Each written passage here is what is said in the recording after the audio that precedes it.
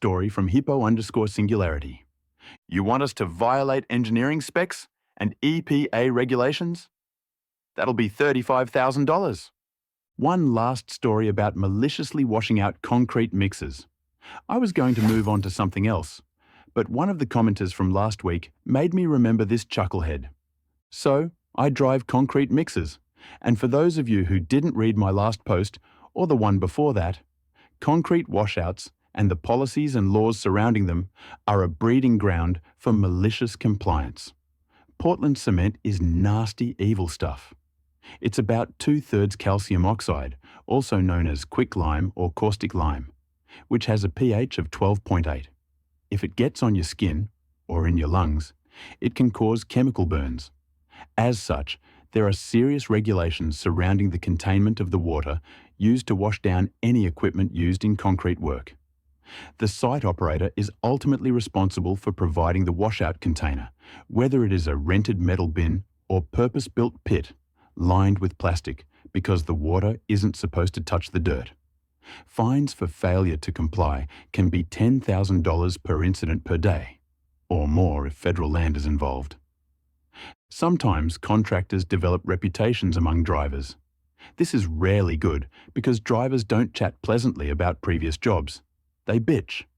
If you end up as the subject of conversation, it's generally because someone is venting about you or warning other drivers. That brings us to scuzz. Dealing with scuzz was like getting attacked by a drop bear. You came away from the encounter with nothing but headache, disbelief, and possibly chlamydia.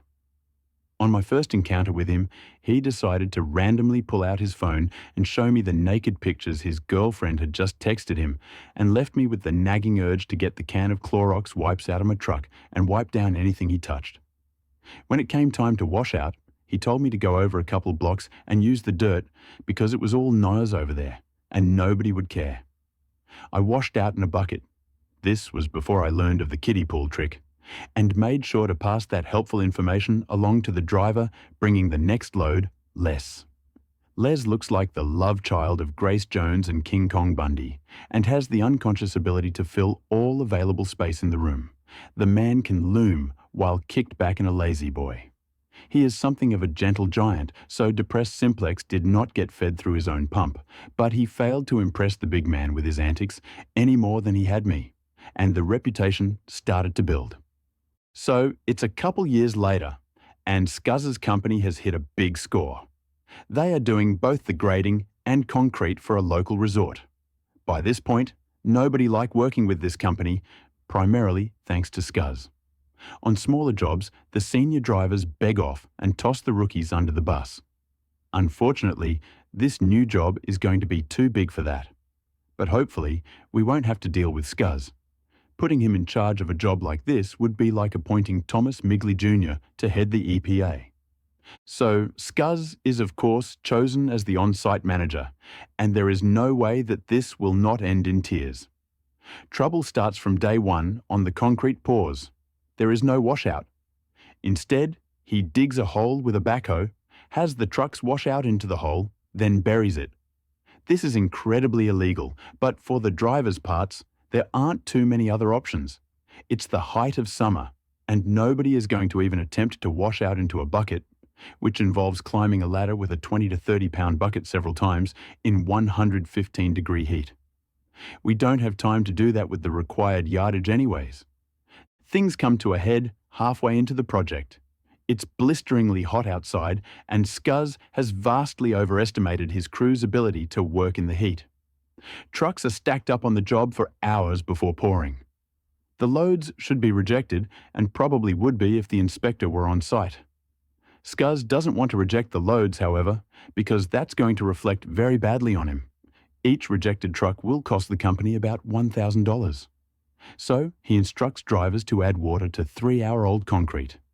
Normally, you are not supposed to add water after the 90-minute mark, when the concrete has started to set. In that heat, the cutoff should probably have been closer to 60, and has the crews pour it. I had the second to last load on the job, so my concrete was 4 hours old, and I've already added over 100 gallons to try to keep it wet enough to pour. That is way past the allowable amount, which is usually closer to 10 to 30 gallons, and most of it was added past time. The concrete is so far gone that it's hardening as it slides down my chute. They have to get a couple guys with shovels to keep it moving. When I finish up, I ask where to wash out, and Scuzz points over to the trench we were using. The trench that is currently being filled in by the backhoe. So instead, Scuzz tells me to drive down to the low point on the site, a huge pit about 20 feet below grade, and wash out there.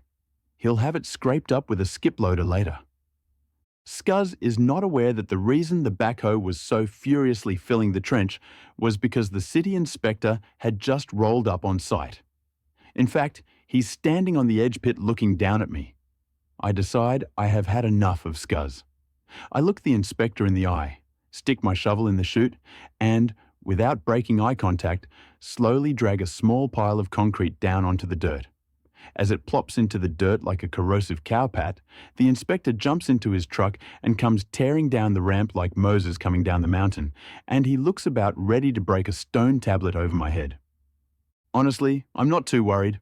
While technically I could be in serious trouble, what is on the ground is already dry and can easily be shoveled back into my chute.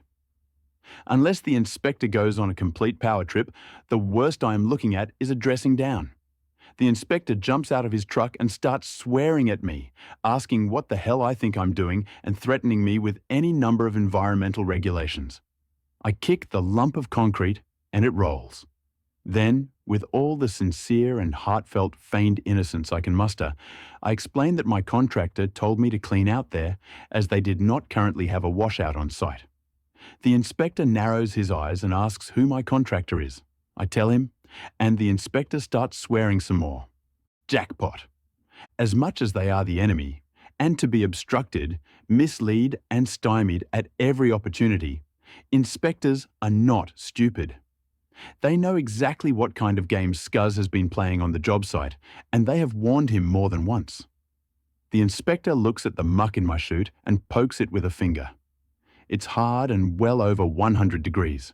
Concrete heats up as it sets. He asks if I have a hammer. I do. He tells me to knock out as much as possible and try to use as little water as I can. He then drives back up the ramp, looking to unleash some holy wrath on Scuzz. The inspector doesn't find Scuzz, who heard the inspector yelling at me and is currently cowering on the far side of the backhoe. Instead, he finds Jake. Jake had the last load on the job, and they didn't use all his concrete. Jake has also been in the industry for 30 years and knows exactly what that concrete will do to his drum. Jake is standing in front of the very large pile of concrete he spun out onto the ground and is filling his drum with the water truck's fire hose. With luck, by the time he reaches the plant, all that water will hopefully have loosened up the crap stuck to the inside of his drum. The inspector doesn't even look at the pile. He just asks, "Where is he?" And Jake helpfully points out where Scuzz is hiding.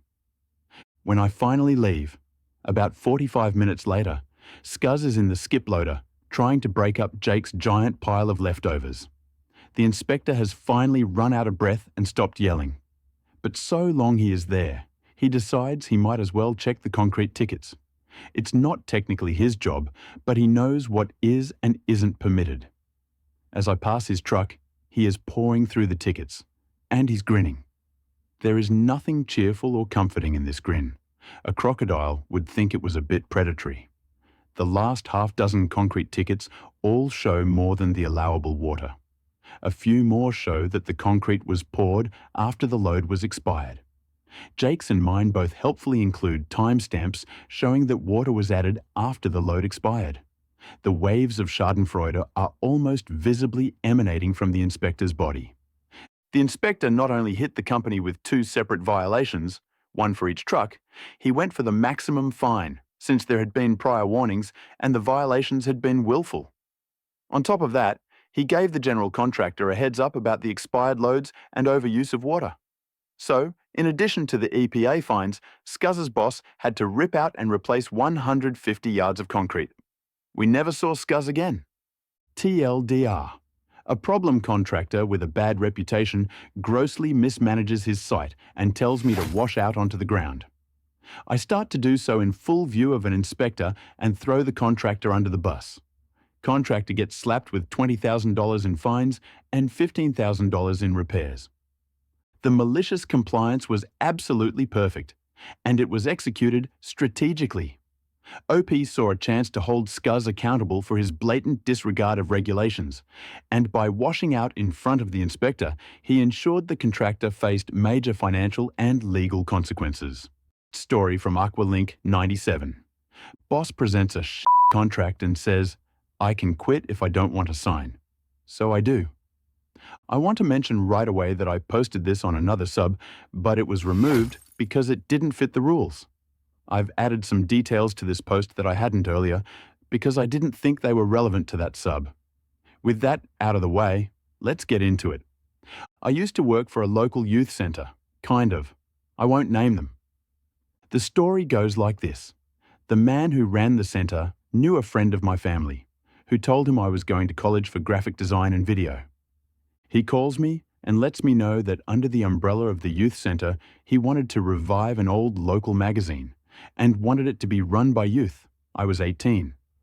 He said that as well as a physical magazine, there was going to be a video component that would go on YouTube and the website, and that I would be a great fit for the team to help with this. He also said that they would assist in getting all participating youth started towards their own business. I was thinking, wow, I'll have a job right out of college, this is great. I was promised on the job training, an eventual pay increase to $18 an hour, and a lot of other stuff. I started at $14 per hour. I won't go into every detail, but basically I was told that I was to write articles for the magazine as well, as all employees would do this. No problem. Slowly but surely, we built a small team. I recommended a friend Rom College, who would eventually become the editor. Let's call her Editor. Another person who would become my friend was hired and edited a lot of videos I worked on. We'll call him Director. And there was also a sound technician, named Rapper. There were other employees as well, but the four of us were the main magazine crew. The rest helped, but mostly worked at the youth centre for youth reasons. Now that I've explained that, we can get into it. Over the course of my employment, a lot of shady things happened. The centre claimed that they would help us start our own businesses, and we should get business licenses and they would contract us. In reality, this was a way for them to avoid paying taxes and making us do it instead. As well, there were a lot of make a video about blank orders, but no instructions until the finished video was handed in. We did stories on a lot of cultural topics, so this could be really difficult at times. On top of that, the boss was almost never there, so when we had questions, we basically had to figure things out ourselves. Despite all of this, I was loyal. I worked there for 2 years, and I'm confident that I was a major reason we were going for a while, because whenever somebody messed something up in video, I was the one they came to fix it. Sometimes with hours left to deadline. I filmed almost all events we covered. I knew where all of the files were for everything, the passwords, and a lot more. People asked me about all of these things when they forgot. I also managed the YouTube page all by myself. But for whatever reason, the boss started to trust us less and less. Locks were changed on the doors, so none of our keys worked. Director and I were placed in an office where somebody was constantly watching us. Our time cards were argued about, and we were accused of only playing video games while at work. We played our Switches at lunch. I think he had trust issues because he's a sketchy person. He had the kind of fake being friends with everybody in case you need a favor view on life. Director and I started to be blamed for bad camera framing when we weren't even at the shoot. This got to the point where we were told to take extra training, but Editor, who was mostly responsible for these mistakes, was treated like a queen. Even if I complained about something Editor had done, nothing would ever come of it. Then comes December 2018. Boss calls a meeting. He tells us all that the magazine will be transitioning into its own business separate from the youth centre. Here, on top of video and writing duties, we will be searching for contracts and driving to other cities in our province to film. He then proceeds to hand us a contract that we're required to sign if we continue to work for him. This contract sucks. There were a lot of things in there that would screw us over, but the main things were that while working for them, we wouldn't be allowed to conduct our own contracts, and if we quit, we can't work in our field in any of the whole province for 6 months. On top of that, our job titles would be changed to interns, and our pay would stay the same, even though we were promised $18 an hour. Literally, all of us were mad about this contract. But whenever we brought up problems, he would say this in non-negotiable. It's a perfectly normal contract. He also accused me of trying to find loopholes whenever I tried to discuss it. I have no idea about contracts, but if you're claiming to start youth up on their own businesses, this is not how you do it. He let us know that to aid with the transfer to a new business he was in, talks for a new contract worth a lot of money. But didn't disclose how much. Probably so we wouldn't feel entitled to be paid for more doing all the work. He gave us a week to look at the contract. After that, there would be 1 week until Christmas. I spent all of the week dreading the next Monday, when I had to make a decision. I begged boss to change it, but he stood firm. He even indicated that if we weren't happy with it, we might as well quit. This is important. Then, on the Friday evening, I noticed that my job is listed on a job board. I'm shocked. I check Facebook, the magazine website, and everything. My passwords are removed. I have no login. He is trying to strong-arm me into signing. Then on Monday, my girlfriend and I get breakfast before I go in, when I get a text from director letting me know he got fired upon walking into the building. My gears start to turn in my head. If he fired director, then he's definitely counting on having me to do all of the work still. I know that I won't get fired because I'm the only person capable of making videos properly. So instead of going to work, my girlfriend and I type of a letter of resignation, walk over to Staples and print it out, and bring it over to work. Before I give it to him, he greets me and lets me know that he fired director. The casual way he talks to me about it confirms he expects me to stay. But he did this to himself by listing my job and arrogantly stating that we should quit if we didn't like the contract. So I hand him an envelope which has my letter in it. What's this Aqualink 97? My letter of resignation. He is shocked, but accepts. I think in that moment, he finally realized that his actions have consequences. Then he walks inside. I say goodbye to everybody, hugs all around, pack up my stuff, then find him crying in the sound room. I talk to director later, and he tells me that his mum was connected to boss's huge paying contract, and that he actually hadn't had the contract yet. Director's mum was really upset, and since they hadn't signed anything yet, she pulled some strings and got director the contract instead. Turns out it was worth something like $60,000. So basically, the boss tried to strong-arm us into signing a shit contract, then lost the only competent employee and a $60,000 contract. Editor and rapper eventually quit too. Rapper decided to focus on his music career and is doing pretty well for himself. I worked video contracts for a while until I got a full-time job again. So, as a result of all of his shittiness and overall arrogance, boss no longer has enough money to print an actual magazine, is short-staffed, constantly going through new employees who always end up quitting and rarely upload videos. Their videos have titles too, like the title of the camera footage, and rarely have edited thumbnails. I think it's safe to say we destroyed his ambition of starting a business exploiting youth talent. Right before Christmas. And just to be clear, even though I had the effects that my quitting would have on him in mind, I also knew that the youth centre was funded separately from us, so we didn't ruin any poor kids' lives.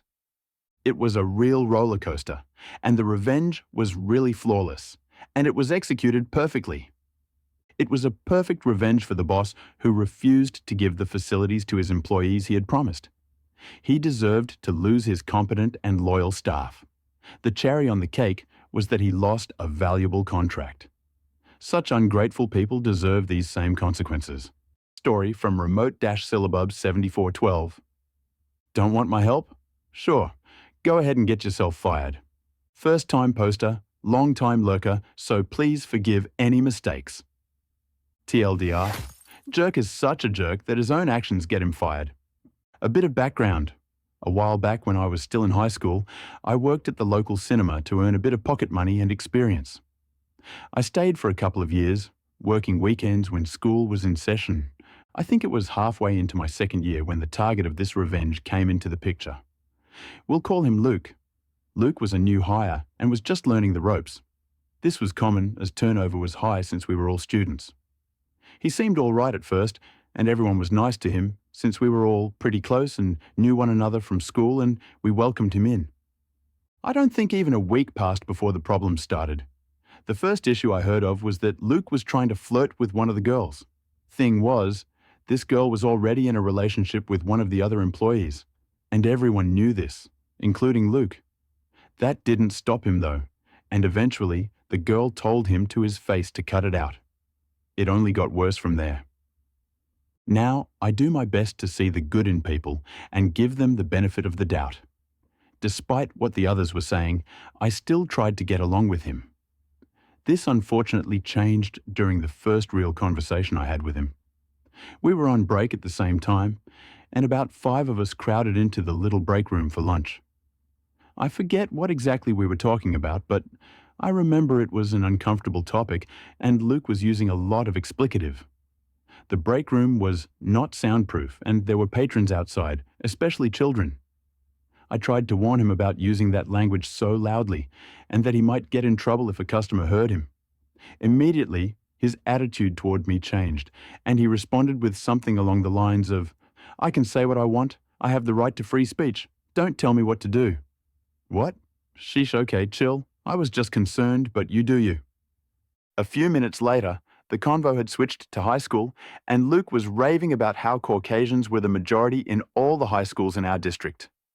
Now, for my high school, this isn't true, as most of the community and students attending were Latino and made up about 70% of our student body. I told him as much. Me? That's not the case for high school. Luke, yeah it is? White's the majority everywhere. I have a friend that goes there. Me? I actually go there, it's mostly… Luke, why are you talking? Me. Excuse me? Luke, who invited you to this conversation? I wasn't talking to you. Who asked? Now, this irritated me. I know it's a joke about looking for who asked, but this was before that became a thing, and I found it extremely rude. But in a moment of clarity, the best comeback came to mind, like arguing in the shower by yourself, and to this day, I could only wish to be able to recreate the moment. Smiling, I threw his words right back in his face. Free speech. The others at the table were laughing as I threw away the rest of my lunch and left the break room. My heart was beating too fast from the weird adrenaline rush I got, and I spent the rest of my break in the back of concessions until it was time to clock back in. I think that convoy was what sparked Luke's hatred of me. Ever since then, he would glare at me whenever I walked by, would dump the trash from his bin when we were sweeping the floors for me to pick up, and generally was a jerk. His behavior kept getting worse. He would threaten to fight people. He was a short potato of a boy, so no one was really scared. Argue, say rude, passive-aggressive, or downright racist things, and was just generally a jerk. At some point, during a shift I wasn't there, he cornered the girl he had been eyeing and kept verbally harassing her to the point that she hid in the manager's office where he couldn't get to her. She was a sweet and loyal girl and a friend, and she and her boyfriend could be described with the phrase puppy love and had been together for a long time. The boyfriend was angry when she texted the group chat about what had happened and wanted to get Luke fired. However, people were hesitant about this, saying that managers wouldn't want to because he'd claimed discrimination, he was trans, and that he hadn't done anything blatantly wrong. Then another one of the employees made a suggestion. Luke was incompetent, we all knew this. Why not make the managers see it too? Revenge time! It wasn't hard to do, since Luke would tend to shoot himself in the foot. When possible, we'd point him out to managers when reviewing the cameras in the halls about him dumping his trash can when sweeping onto the ground in front of patrons. When he was cursing up a storm during break, a text would be sent and someone would lead a manager to him to be caught. He rarely cleaned up, was rude and loud, And the incident with the girl didn't help his case. It still wasn't enough, and week after week, his name was on the schedule. Then my opportunity came. See, at the cinema, there's a position called Point, aka the ticket taker that lets you into the theatre area. It's the second most dreaded position, the first being self-serve cleanup, as you have to stand in place and interact with customers at a rapid-fire pace, smiling and listening for theatres to be called at the same time. When the night ends, the last person on point has to close and clean the self-serve stations. Today, to my initial dread, Luke and I were both on point. The entire time, Luke would leave his station and pace the lobby. Toward me, then back, not even sweeping the ground as he went. He wasn't supposed to leave point and had to walk around customers to get back to his podium to help them. He was told off by a manager once or twice for this, but he continued his antics anyway. Then, as things slowed down, one of the managers approached me and told me we were going down to 1 point, one person at the center rather than at both entrances, and that I'd have to explain to Luke how to close point before I went back to help clean concessions.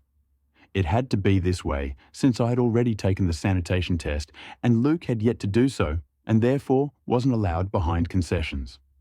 When I finished closing my point, I walked over to Luke and told him to move his podium to the center so he could take closing point. He did, though scowling at me. When he was set, I began to explain. Me, so you'll be closing point tonight after the last movie starts. You'll need to go to the dash. Luke, go away. Me, what? Luke, I don't need your help, so don't talk to me. Me, but I need to teach you how to close point. Luke, I don't care, shut up. Me, I know you don't like me, but this is work. You need to... Luke, no, I don't want your help. Shut the hell up. Me, but... Luke, don't talk to me. At this point, I was beyond upset. I was furious. I was trying to help, even after how he had acted, how he treated everyone here. I didn't care what he said in the break room, but it shouldn't affect work. This was ridiculous. I must have snapped or something because I complied, walking away saying, "Fine, I don't care. Don't ever talk to me again." Luke, "Hey, I said..." Me, waving a hand over my shoulder, "Don't talk to me ever again." I went behind concessions to help, where he couldn't reach me. I don't know when, but I started crying out of frustration, and one of my friends came and hugged me, bringing me to a corner to cool down. I don't get angry often, and when I do, it makes me scared. I was just sick of his antics, sick of the way he spoke to me, just sick of his attitude. I'm not sure how long I sat back there, but soon enough that same friend came and waved me to the front of concessions. I wiped my face and walked out, and he pointed to point. There was Luke, being instructed by the manager on how to close point, and the manager did not look happy with him. Arms folded, frowning, flat tone, everything spoke of irritation. My friend said they'd already explained that Luke refused my help when the manager asked them what was going on, as point can be seen and heard from almost the entire lobby. Seeing the scene lifted my spirits a bit, and I was able to end the night relatively easily. The next weekend when the schedule came out, I didn't even have to check my email. It was posted in the group text, specifically the section with Luke's name. It was blacked out. If he had quit, his name would have been removed. But the fact it was blacked out meant it was a sudden event. Luke had been fired. I'm not sure what it was that they fired him for anymore, but considering we were always low on staff and they had to worry about discrimination, I'm guessing there were enough complaints that they had to fire him. I'd like to think that last interaction I had with him was the final nail in the coffin, but I was just glad to see him go more than anything. I heard he worked at a common fast food place for a while, but ended up getting fired from there too. Good luck in life, Luke. You weren't missed. The malicious compliance was perfect, and it was executed flawlessly. It was Luke's rude and disrespectful behavior and finally refusal to listen to sincere advice that finally led to his downfall, and he lost his job. Whether or not OP's final interaction sealed Luke's fate, he deserved to be fired. Story from Chain Smoker Magic. Customer thought we were moving her stuff too slow and wearing her tone, so we hurried up. Edit. Title should read, Wasting her time. Not wearing her tone, sorry. Super tired from work when I wrote this and I missed the autocorrect. So I work as a mover for a very small moving company. My boss, let's call him Mike, is a really nice guy. It's really just a two-man operation, with me working as a subcontractor under him with a few regular guys we call in for bigger moves. It's really physically demanding work sometimes, but typically our customers are super nice and the pay is pretty good. Most people are just happy to have someone else to lift their heavy stuff and get it into a truck. And we're always super careful to not cause any damage to the buildings we're moving in and out of or the items we're moving, which most people appreciate. Not this lady. Let's call her Darcy.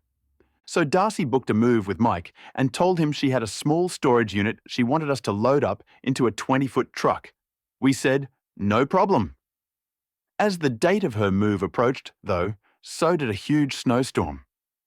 Days before her move, the news started reporting that the weather was expected to take a severe turn for the worst. Not uncommon for the time of year in our state, but also something not to be trifled with. We called Darcy a couple days before the move to see about rescheduling to avoid the storm, and she said she absolutely had to move that day. No other days would work. A lot of, probably much smarter movers would have cancelled, but after talking, Mike and I thought it was no big deal. We move in the snow all the time. Just meant we would have to dress appropriately and be extra careful not to injure ourselves or damage any property. Cut to the day of the move. We get to Darcy's storage unit, expecting a 10 by 10 by 15 standard storage unit full of your usual stuff based on what she'd indicated on the phone, and load it into a 20-foot truck. That's a pretty easy job to get done in the 2 hours that she'd already prepaid for. As we pulled up, the snow was already coming down pretty heavily, and the first thing that made us nervous was the truck. Instead of a 20-foot truck, there was a huge 26-foot truck. Darcy greeted us by the truck and showed us the storage unit. Darcy: okay, so this is our unit. We shut down our businesses and I'm moving it out of town to pursue other opportunities, and I need all of this loaded up in 2 hours. The last movers I had got it unloaded in about that long. Mike said something about the truck being bigger than she told us. Darcy: yeah, it's the biggest one U-Haul had. Last time we used another company and it was much bigger. I'm worried about getting it all, but you guys will have to figure it out. I need all of it. This was a huge storage unit, like the kind you'd store a few cars or some farm equipment in. When we opened it up, it was filled with what appeared to be the contents of a couple of pretty decently sized businesses. A dozen of those huge floor-to-ceiling filling cabinets, several desks, office chairs, some really huge glass tables, and all of it was incredibly heavy. Now, our company's safety guidelines for weight limits are 100 pounds per person lifting an item, but there's no real practical way to enforce that in the field, so we usually wind up using our best judgment, even if the item is over that limit. Nearly everything there was over limit, but we had our equipment and we were pretty confident we could handle everything weight-wise. Mike and I are both pretty strong, but in my estimation, this was definitely going to take a bit longer than 2 hours. Mike told her that we would do our absolute best.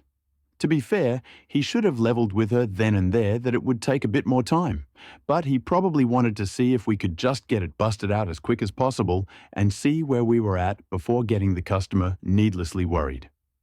Darcy sat in her truck nearly the whole time we were working so she could stay warm. Perfectly understandable since it was -2 degrees Fahrenheit outside and the snow was coming down pretty hard, though she'd occasionally roll down her window to offer up critiques, mostly about how much time we were taking going up and down the metal ramp of the truck, which was now covered in ice and snow.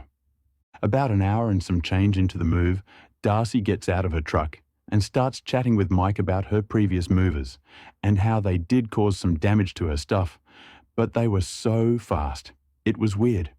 She went back and forth between complaining about them and praising them for their speed, and she kept referring to them as the professional moving service I hired, which really bugged me, because the way she said it seemed to be implying that because we aren't a big national company like Mayflower, then somehow Mike and I weren't professional movers, despite the fact that this is literally our full-time jobs.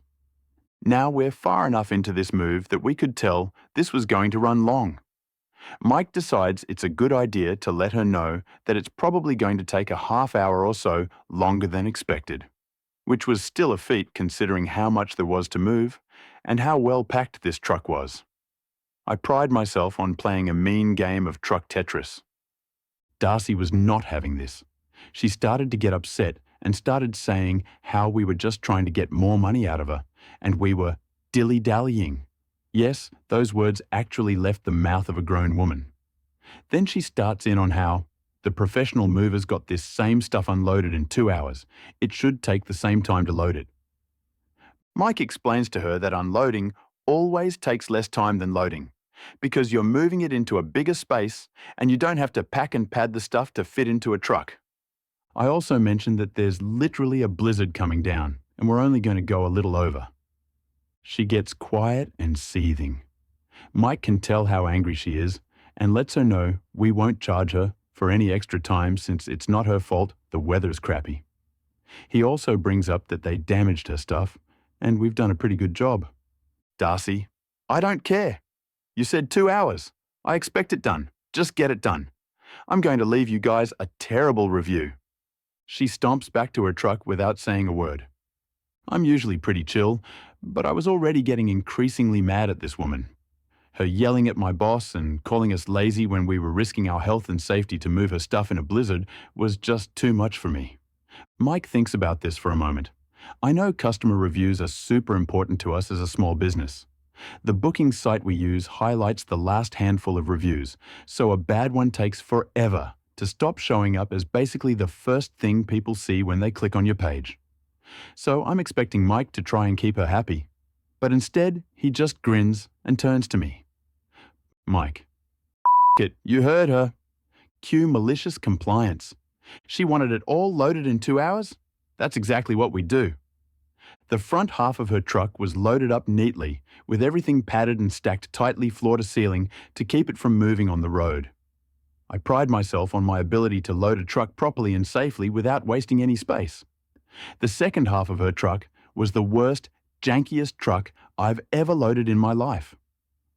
We're talking huge, heavy office furniture haphazardly stacked on top of each other at the weirdest angles. Heavy stuff on top of light stuff, anything to just get the storage unit empty and the truck door closed.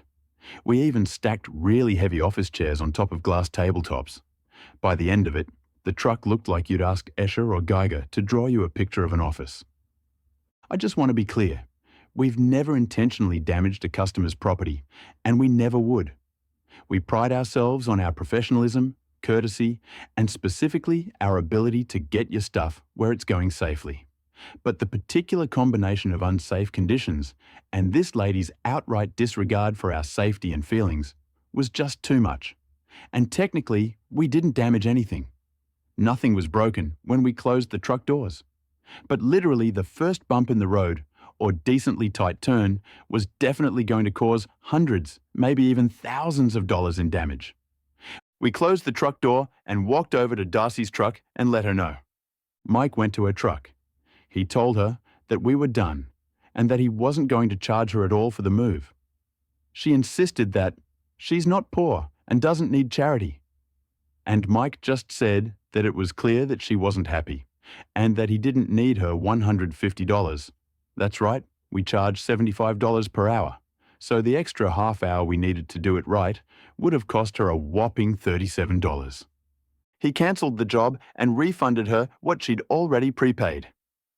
As we drove away in Mike's car, I looked at him. Me. You realize that by the time she gets where she's going, she's looking at a lot of damaged furniture, right? She's going to hit us with a bad review and maybe even try to sue. Mike. She was worried about paying an extra $37. I doubt she'll risk more money on hiring a lawyer. And besides, you can't leave a review on the site if the job gets cancelled. We just gave her exactly what she wanted. And besides, it's worth losing out on the money I would have made just to see her face when I said I didn't need her $150. When he dropped me off, he still paid me for my time because that lady. My boss, Mike, is a really nice guy. The malicious compliance was perfectly executed. The customer demanded the job be done in 2 hours, and OP and his fellow worker loaded the truck in the most chaotic, unsafe manner possible, ensuring everything would likely be damaged. She got exactly what she wanted. Story from Punk Linux. Oh, you think the trade shows are actually vacations wrought with fraud, and you want to impose strict controls over a business you don't understand? Good luck. Many years ago, I worked for a company that hired an incredibly obtuse financial department who took over when they first organized. It used to be a loose collection of managers, but the year after I started, they went for a more organized and separate structure. To be fair, this is more about my boss than myself. We had a travel team, a group of volunteers from sales and IT who would go en masse with equipment and techs to do setups, displays, and network at trade shows.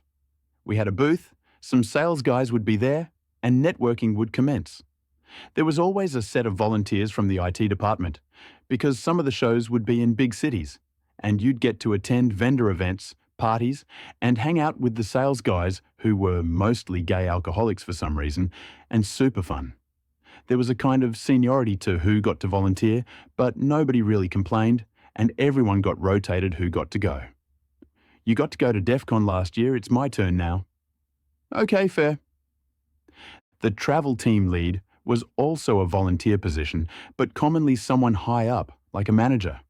Their job was to orchestrate equipment, rentals, expenses, travel plans, convention center fees, and shipping. They also ended up getting a lot of free stuff too, from sales and our partners, which they'd pass along to the travel team. It was all kind of a perk, to be fair, for everyone involved. But when the new director of finance started, she put in some new and strict policies. Some of the policies started with 1. Travel team is not allowed to get reimbursed without explicit approval, and nobody was approved post-event. 2. Travel team does not get a credit card of their own, or even a company card. Third travel team gets gift cards for a set amount, like $150, which was to be used for all expenses. Sadly, places we needed it for like airlines, rental agencies, hotel rooms, gas pumps, and toll booths do not accept gift cards. Finance denied these were gift cards, and even specifically disallowed people in meetings to refer to them as such. Pre-approved credit balances, I think we had to say. But to the rest of the world, they were 100% exactly the same as gift cards with gift card restrictions. 4. No matter how early you asked for it, often finance waited until the very, very last minute, and usually after half a dozen reminders, to get anything approved, which incurred a lot of unnecessary costs, like expedited shipping, same-day rental penalties, or inflated airfares. 5.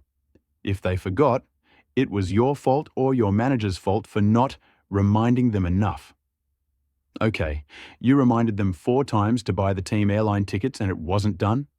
Should have reminded them 5 times, so your fault. This was all in response to the Director of Finance's claim it would reduce fraud, an issue that, as far as anyone could tell, had never happened. The director had this Dolores Umbridge approach that somebody, somewhere, might get away with something. She was a patronizing get with a smug grin and this annoying head waggle when she down-sprained something to you. So we'll call her Dolores. Before her, the travel team would just submit receipts and get reimbursed. Dolores put an end to that, specifically saying the previous lead of the travel team was just going to spend all the money on steaks and wine. He, understandably, told her to go f*** herself and quit the company when the dust settled. In his wake, Dolores used his free stuff from vendors as a shining example of stolen opulence and swag hoarding that she put an end to. Oh, behold the mighty on his throne of Airborne Express stress squishes and free Uline catalogues. That left my manager to take over his duties, and he'd never done travel team, so he wasn't really sure how it all worked and didn't push back on Dolores at first until he was forced to travel with the team. He was surprised he didn't have an expense account or corporate card, And when he asked for one, he got the gift card. When he tried to use it, it was rejected pretty much everywhere he needed it except various restaurants. He paid for everything else on his personal American Express card, including stuff for the rest of the team, and was rejected for reimbursements because he didn't ask for it beforehand. He was on the hook for $40,000 plus in various things from 2-week-long trips. Of course, he complained to the top management. Dolores threatened to quit if she wasn't allowed to do her job, and the top managers never had to deal with her before, and were kind of wishy-washy about being the bad guy here. Like, well, she says she lets you use gift cards, so... And when my manager said they were rejected, Dolores said, "He's not trying hard enough. He's afraid of confrontation. He needs to be a big boy and fight back." But in the end, the top management reimbursed him under pressure from the legal department. After that happened, Dolores settled on having certain things prepaid for, like hotel, travel, truck rentals, and shipping. But they waited so long to do them that often they tried to get hotel rooms or truck rental the day of a popular event, sold out, or got the wrong hotel. Washington, D.C. is not the same as Washington State, or waited so long for shipping, it cost $250 to send something overnight that would have cost $40 to send it a few weeks prior. They also didn't understand how much anything actually cost, and how we saved money by doing things ourselves. And in some cases, finance did everything wrong, so the team would arrive at the right hotel and found out that finance didn't submit an authorized approval for a card for, say, incidentals, a requirement for most hotels for trade shows. And nobody could reach them, so again, people got dinged on their personal cards. Again, Dolores said, they just can't accept what the hotel desk, convention center union, or dumb minimum wage bunny at the toll booth tells them. They have to fight back. We can't spoon feed and coddle these guys because they are too scared of conflict. Ever fight with a Jersey Turnpike toll booth collector? Yeah, neither had she. After 2 of these disasters, my manager said, "Just stop. Stop volunteering for these events. I will not approve time off for it." He declined being travel lead for future trips because he just couldn't afford it. This was an unpopular move at best, but he told us, just wait. Let her do things her way. He was a master at malicious compliance, and with no resistance, Dolores went into 5th gear with the smug grin. Now we're going to act like a real company. That leads to the next issue. Some of these travels were in major cities like Chicago, New York City, Washington, D.C., etc. Dolores, again, said that people were just going to these events to get the company to pay for a drinking vacation. Management was like, yeah? We wouldn't get volunteers otherwise. Well, Dolores didn't like that idea, so she decided that she would hold a staff lottery and you could enter your name, and she'd have a drawing on who got to go to be fair to everyone. This fairness seems awfully slanted on her own staff, by the way, which we'll get to shortly. The point of these trade shows was not to take a vacation, something Dolores made absolutely sure to point out, but she didn't grasp the entire reason we went: to increase our business. It had to be IT folk for setup and sales folk for the schmoozing, but that concept never got past her ears into her cognitive understanding. Well, since those IT and tech folk who already couldn't go didn't want to pay for it, we didn't volunteer. So the travel team ended up being other company staff who had no idea how to work, act, or deal with trade shows, which was a horrific expense disaster. Imagine the administrative assistant for marketing on the 5th floor winning a ticket, only to find out she had to pay for everything. Plus, Dolores always sent one of her own to keep an eye on everyone, but none of them knew how trade shows worked either. They only knew how to kowtow to Dolores and her control issues. What is a union fee? What is corkage? No, we did not approve some union to give us power. You plug your booth stuff into an outlet or something. They won't let you? Who is they? Well, then stop using TV screens in the booth. You don't need them. We do not sell TVs anyway. Did you know that if you have a conflict with the event center union and declined their help, they charge you anyway at max rate? Yeah, Dolores and her team didn't know that either. And let me tell you, paying those guys a few $1,000s ahead of time is a lot cheaper than just letting them charge you fines afterwards. Oh, she tried to fight back because she was not afraid of a little conflict, but lost heavily. Ironically, despite Dolores stating otherwise, at great length, the non-IT or salespeople who went actually thought it was company-paid vacation-ish, just like Dolores warned about, making it a kind of self-fulfilling prophecy.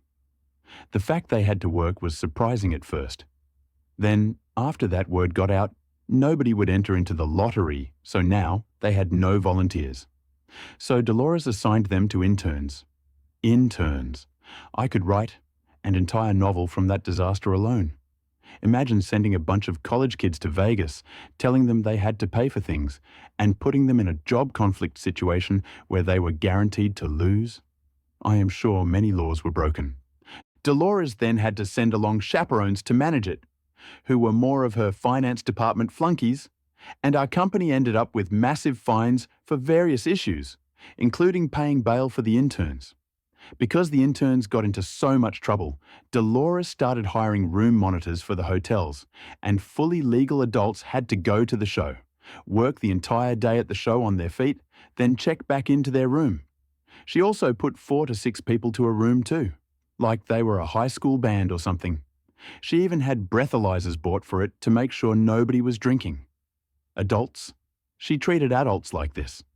This was brought up by the sales teams as a PR nightmare, and my boss said, just wait, okay? Let her hang herself. The first year of this, the travel team's expenses increased by over 4,000%. You heard me? 4,000%. Trips that used to cost $3,600 were now costing $144,000 or more, often because of late-minute fees and penalties. The travel team expenses went from $110,000 annual on average to over 2-point-something million. Because shit was so badly mishandled, we lost a lot of our booth slots and booth renewals, so we lost half our trade shows and looked like idiots to our clients. But the main reason we went to those trade shows in the first place was for networking, so there was literally no reason to go anymore. This was pointed out to Dolores multiple times by the sales team, so she doubled down and cancelled the travel team after just 1 year. Finally, top management got involved, who actually fought with Dolores for a year until she retired for personal reasons to dedicate herself to her family. Then it took nearly 2 years to rebuild the travel team from scratch. People got corporate cards, travel team lead became an actual job, and when we hired one, she handled all the financial stuff for us, so it was much better, and saved the company a ton of money in her first year, and there was much rejoicing. Edit. So, some edits based on some common questions. Q. You're really talking about some name, aren't you? A. There are a lot of Dolores Umbridge out there, apparently. Only 3 people, former co-workers, got it right. Q. Why was she not fired when the spending went from $110,000 to $2.1 million? A. Several reasons, the biggest being she was Director of Finance. So I am sure when she gave her fiscal report, she downplayed the mistakes. We also had some really good years in the early 2000s, so if we made $2 million in profit the previous year and $3 million the next, that loss would have gone unnoticed until someone realized we should have made $6 million instead. That's my theory, at any rate, based on the aftermath. Dolores was friends of 2 of the top managers and supposedly had a come-to-Jesus meeting with them about the state of our company's financial standings, so that's why they hired her in the first place. By the second year, several directors had quit, including friends of top management who took them for drinks later and got the entire scoop. Dolores has got to go. The trade show thing was only one of the cases she f***ed things up.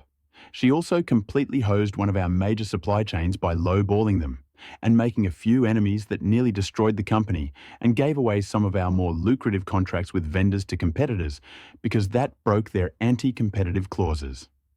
There were more issues, but that comes closer to identifying some people, which is a huge no-no here. Q. What happened to the Christmas party? A.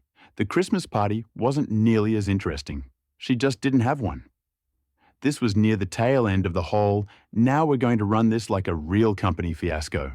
But once the budget for events was $2.1 million from $110,000, the Christmas party was probably far down her list of worries.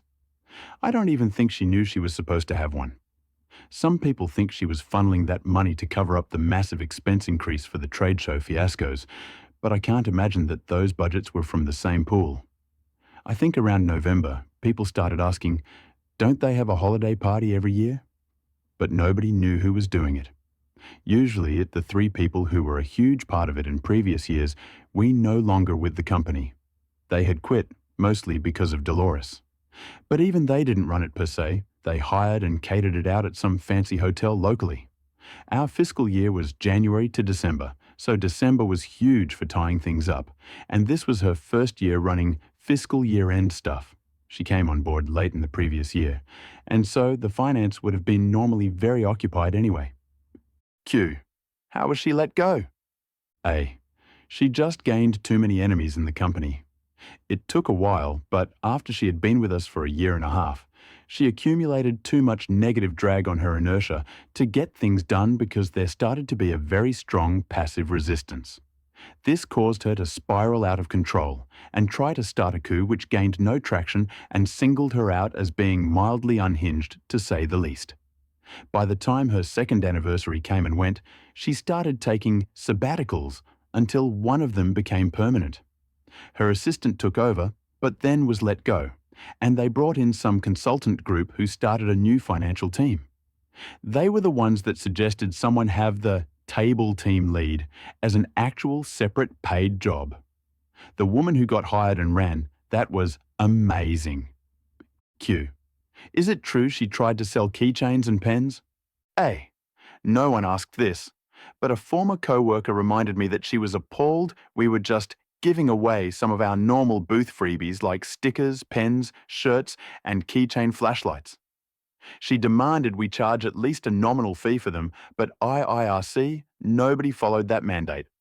I only personally know she sent out a memo admonishing employees that a lot of the keychains went missing and she was seeing them on people's desks. Those cost the company money and wanted to charge employees $3 for them. But apparently she wanted to charge people at the booth as well. It was perfect example of backfiring. The new finance director unnecessarily messed up with the travel team and tried to impose ridiculous rule, which finally backfired, causing a huge lose to the company. And finally, the higher authorities have to kick her out of the company with utmost humiliation. Story from Trash Avocado. Don't make your tenants do your job for you. It can and will backfire on you. Hello? I love the idea of malicious compliance, but up until recently, I never thought I'd have a good story to tell. After the last few weeks my friends and I have had, you all might want to buckle up and grab a snack before reading through this. Names have been changed. Some important backstory. I, 27F, live in an apartment complex that has recently, as of June of 2023, been bought by a new management company. My best friends, Cole 30M, and Phoebe 29F also live in the complex on the other side.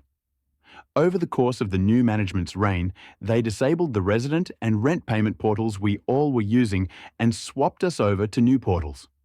I don't know what exactly happened, but it took over a month to get the new portals working, which was a nightmare, but I digress. On August 2nd, I went to pay my rent through the new payment portal. As I always do, I checked the breakdown of what my utilities were. Usually this is water, trash, sewer, CAM fees, and the tech package the complex includes, since we're charged based on usage. I've been in the apartment I'm in now since September of 2022, and prior to this, I lived in the complex in 2 other units for a combined time of around 3 years. Needless to say, I'm very familiar with what my utilities should look like in this complex, specifically the water bill. Much to my surprise and confusion, my water bill was $91. Usually, it's around $30 to $40. I understand increases happen, but usually I see them towards the beginning of the year, and it's never this much of an increase. Immediately, I emailed the front office to kindly ask what the was going on. The front office's assistant manager told me that it was the water district that made the increase and that the complex had nothing to do with it and they weren't able to do anything about it. It was a very don't shoot the messenger type response. This didn't sit right with me, so I called my friends who live on the other side of the complex to see if they'd seen a similar increase. After they checked their bill breakdown, they let me know that their water bill was double what it usually was at $120. They also reached out to the office and were told the same thing. Cole pressed further, asking if the front office was going to further investigate this, since it seemed odd for a bullying increase to be happening in the middle of the year, let alone this much of an increase. And the front office told him he could research it, but that it wasn't their job, even though it literally is. Cue malicious compliance. Cole is a very thorough person. He's a data analyst. Asking and answering all the questions is what he does, and let me tell you, he's very good at it. Cole reached out to the water district and the water authority in our region multiple times via phone, email, and live chat, and every single time he was given the same answer. We would never raise water rates in the middle of the year, and it would never be by that much. Your complex is lying to you. Something isn't right. They need to investigate this further. He took all this information and compiled an email to send to the front office management, going as far as to cite the meeting minutes from the Water Authority in regards to their plan when it comes to water price increases over the course of the next few years. Cole also included some other concerns we've all had in regards to the complex, such as gym and pool access, as well as the constantly broken access gates. During my correspondence with the Water District, I was informed by an employee by the name of Lisa that our rates increased in January this year. We do not raise them in the middle of the year. Given all the information above, I hope it becomes clear my concern as to the recent increase in our water rates. Cole created graphs and data sheets to completely back up his findings. This data was prepared using the ledger provided to me by the front office and can be replicated by your team for validation. Ultimately, my concern at this point is I am hearing conflicting information from the complex as opposed to the water district and its certified documents which I've attached for the office's convenience. On 2 occasions, I have almost been struck by vehicles entering the exit gate. I believe the reason behind this is that no deterrents are set up to stop people entering through the exit gate. Inspection of the area shows that spikes were originally installed, but those spikes do not appear to be in place at this moment. This contradicts signage within the property that says that there is. My spouse, attached, had come to the front office about access to the gym amenity. I am unaware of whom Phoebe had spoken to, but they had stated that they would need to set up the appropriate account to get us to access via a form of wireless locking mechanism. They had also mentioned that we should see this email in 1 to 2 days. It has been roughly 3 weeks. He sent off his email, BCC'd me on it, and we waited. And we waited.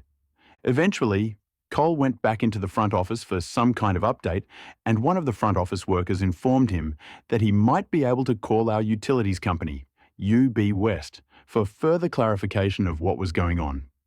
So he did that, and UB West confirmed that as of mid-July, they no longer have a contract with our complex. The plot thickens. Cole reached back out to the front office and was told that our new utilities contract is with a company called Conservice. So we called them. Conservice told us that they only started their contract with our complex on 8th January 2023, and they had no backdated information about any of our billing. So we called UB West back to see if we could get our hands on backdated information. This is where things start to feel really, really fishy. UB West escalated our contact up to the financial manager of the contract our complex had with them, and she had some very interesting information. She told Cole and I that she noticed the increase in the water bill and that she told the leasing office manager, she name-dropped the office manager, that something was wrong and that legally she needed to start an investigation, and she never heard back. Not long after this, their contract was termed. At this point, we were both feeling like real-life detectives.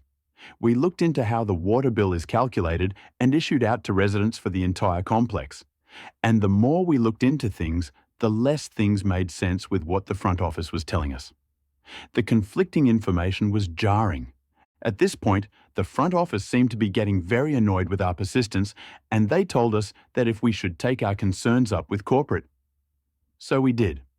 Cole reached out to corporate and forwarded all of the information he had to them, along with the answers he'd gotten from the last time he'd gone into the front office to try to get some answers. Sorry, I'm new and trying to figure this out. When asked about the water bill, we don't have access to this anymore. When asked about my financial reconciliation concerns showing I have overpaid the property, more than $2,000. We have a button that calls the police and our attorney on speed dial. When I asked about a reason as to why an update wasn't yet available, have you considered that your car being stolen was a test from God? When my car was stolen from within the property. We are working on security improvements, but corporate, whenever I ask about the gate, people hoping the gate when a tenant was shot and killed on premise. Corporate reached back out to him within 24 hours and said that they would be investigating this, and the district manager called Cole personally after she was able to look into everything. And I mean, everything. Unfortunately, I wasn't on that phone call, so I don't know exactly how it went. Cole called me the moment the call ended to update me on the situation. The district manager started the conversation with a genuine apology, and she stated that the entirety of the leasing office staff had been terminated immediately. She apologized profusely about the manager having the audacity to suggest that Phoebe's car being stolen was a test from God, and that was simply unacceptable. She also assured Cole that an appointment was made to fix the gates and have the exit spikes reinstalled within the week, and that everything else would be personally investigated by her, including the water bills for all tenants in the complex. She also stated that she had no idea that someone had been shot or that Phoebe's car was stolen, both of which should have been reported to corporate immediately and were not by the leasing office manager. Starting in a few weeks, we should be getting a whole new front office staff sent in directly from corporate. It was really a perfect revenge, and apartment management company had to pay full price of unfairly charging OP. However, the best part of that, the front office staff lost their jobs. It was really a flawless revenge, executed perfectly. Story from joke_ on _U9719. Boss fired me for being pregnant. I'm the one who gets paid in the end. I posted one of the emails she sent in r/anti-work, and they mentioned I should tell the full story here. To see the photos, click the link below. This last year during COVID had been a tough year for my family. My husband went from 6 figures supporting our family on his salary alone, while we pocketed my entire salary, to losing his job for 8 months. I work in political campaigning, which means I work on short-term contracts as an independent contractor. In other words, if we lose an election, I move on to the next race. I made a pretty good name for myself working on the lower levels of a campaign and moving up quickly. In my state this year, there were statewide elections, and I caught a lucky break and ended up the campaign manager on a statewide race. I am the youngest CM, 24F, to run a statewide race in about the last 20 years. When the primary came up, we lost the election by 200 votes. While we lost the campaign, coming so close to winning and my age made me kind of a superstar in my field. After we lost, I had offers from all over the state for jobs. The problem is, I had just bought a house and wasn't looking to relocate, like you often have to do in politics, or the positions weren't high enough coming off being the top dog, as the higher positions were already filled. I got an offer to join a local campaign, so no relocation, but the salary was lower than what I was used to. I would, however, be the CM again. However, I learned quickly my boss had a holier-than-thou personality. She made several comments about how real women breastfeed and have natural births. I would later be able to do neither, and it really screwed with my emotional well-being. I don't have time to list all the red flags, but I was literally just waiting until my husband got a job to exit. The campaign hadn't been built out at all. There was no one other than the candidate. I ended up building out our entire team, consultant, fundraiser, staff, etc. Luckily, I have made a lot of powerful connections in my time. I signed my contract and sent it in with the salary we had agreed on, with the stipulation that if we raised enough money 3 months down the line, my salary would be raised but could not be lowered at any point. Just a few weeks prior, I had also found out that I was pregnant, and my due date was the week of the election. And just a week after joining the campaign, I was also in a serious car accident. Luckily, my pregnancy was safe, but I herniated a disc in the car accident, and due to my pregnancy, there were very few things that could be done as far as helping my back or pain management. If I did my job right, that shouldn't be an issue, because my job can essentially be handled from home, and staff could do the rest. I had the team working in lockstep, and I was proud of the work I was doing, even though only about 10% of my views aligned with the campaign. Then we hit a snag. The candidate's husband got deployed to a rather dangerous place for a month, and she completely checked out. She stopped fundraising, which means that everything comes to a halt in campaigning. She stopped putting in the legwork to win. We also lost our only lower staff member during this time. We knew she was worried about her husband, so no one on the team tried to push back very hard. Eventually, her husband came back, and it was go time. There wasn't a minute to waste, and I was back to getting our operation working full speed. One day, she calls me up to tell me how 20 years ago her first job as a private school teacher was making as much money as I was now. I also live in an expensive DC suburb, not the backwoods where she grew up. I have multiple college degrees, and this job offers no benefits unlike teaching. Not comparable at all. This is when I realized there might be a problem. A couple weeks later, I told her I would need to take a step back from doing the other staff member's job, mostly door knocking, because of my injured back, but that we would hire someone. Unfortunately, due to the lack fundraising, it made it hard to pay anyone else, and those duties fell on her. CMs do not typically door knock. We had a team meeting with the entire team, and I started pressuring the candidate about all the things she wasn't doing, and there was a legitimate meltdown. She started yelling at me about how I wasn't doing my job, and my pregnancy wasn't her problem, and how I was the reason everything was failing, and then hung up on the entire team. This is where the malicious compliance comes in. After this, I decided to take a step back from doing all the duties that are typically handled by lower-level staff, and just focused on doing my job duties, which weren't being appreciated. I pretty much went radio silent, and she kept nitpicking at everything. Everyone on the campaign started to grow uneasy, but I told them to just hold out. Well, sure enough, she calls me up and says, "Since you are pregnant and can no longer door knock, you can either work for state minimum wage or you can find a new job." Mind you, she knew my husband had been out of work for 8 months and thought I had no options at this point, but what she didn't know is that my husband had gotten a job offer that exact day. So I stopped her right there and thanked her for the opportunity and told her I would be working my contractually obligated 30-day notice at my current salary and then leaving the campaign. She then began to scream at me about how she wasn't paying me a dime more and started listing off a list of issues she had with the way I was doing my job. I stopped her, thanked her once again, and told her all of my finishing tasks would be completed when I received payment for the last month I worked. Yes, she was a month behind on paying me, as well as payment for the 30-day notice that she was legally required to pay me whether I continued working or not.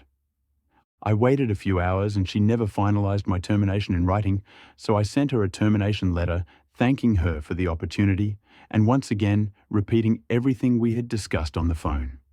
She sent me a nasty email again reiterating that I wouldn't be paid for the previous month or 30 days and listed about 10 things that I had done to be terminated, including that I didn't wear makeup to work every day. I decided to send this email to the rest of the team, and sure enough, everyone quit except for the consultant. In 5 minutes, she lost everyone she had. Then a friend of mine offered me my dream job working for him, so all in all, it worked out in my favor within 5 minutes of being fired. Well, here where things get tricky. I realized that my contract that obligates her to pay me for the 30 days notice isn't signed, and I'm screwed. Well, sure enough, in her fit of rage, she starts emailing everyone talking badly about me. The only problem is I still have access to the campaign email, and I'm seeing every email she is sending.